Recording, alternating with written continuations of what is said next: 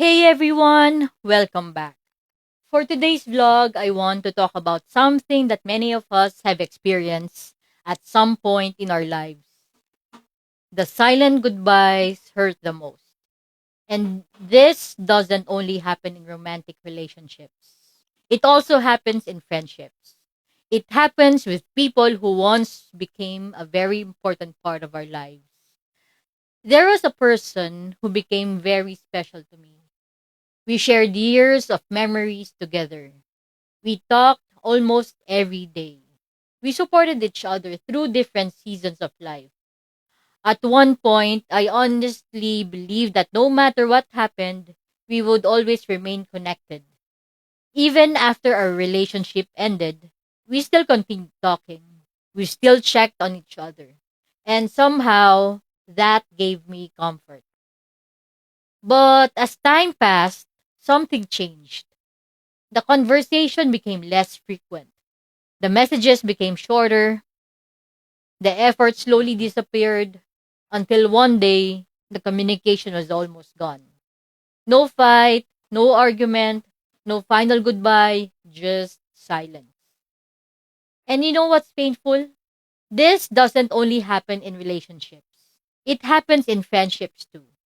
Sometimes the people you once laughed with every day became strangers. Not because of a conflict, but because life happened. Priorities changed, distance grew, and the connection slowly faded. What made it difficult for me was a promise. We promised that even if things change, we would remain friends. We promised we'd always be there for each other. And maybe that's why it hurt. Because sometimes it's not the goodbye that breaks us. It's the promise that was never fulfilled. Um, Naalala ko tuloy yung kantang ito.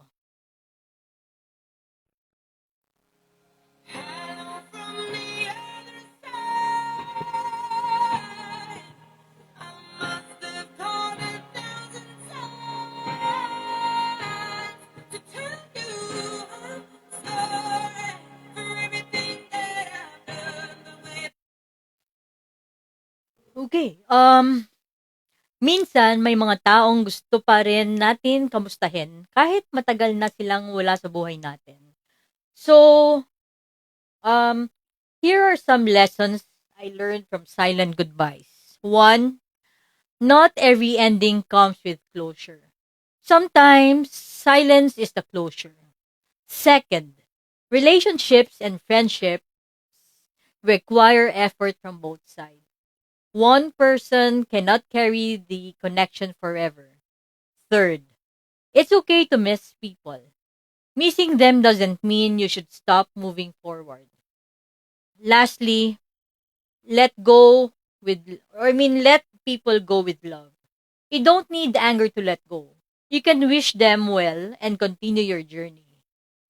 So, to the people who slowly drifted away, whether you're a former friend, a former partner, or someone who once meant so much to me, I want you to know that there's no bitterness in my heart. I still appreciate the memories. I still appreciate the lessons. And if you ever need someone, I'm still rooting from you from afar. I'm still rooting for you from afar. And if you're experiencing a silent goodbye right now, please don't blame yourself for everything. Not every ending is your fault. Some people are only meant to be a part or to be part of a chapter, not the entire story. The silent goodbyes hurt the most because there are no final words, no explanations, no closure. But sometimes life teaches us the closure that closure doesn't always come from other people. Sometimes closure comes from acceptance. And if this message resonated with you today, I invite you to follow me on Facebook and be part of this journey with me. And if you know someone who's struggling with a silent goodbye, whether from a friendship or a relationship, please share this vlog to them. Together, let's continue spreading hope, healing, and encouragement. One story, one lesson, and one heart at a time. Dahan-dahan lang, aayos din ang lahat. Hindi ka nag-iisa. See you on my next vlog.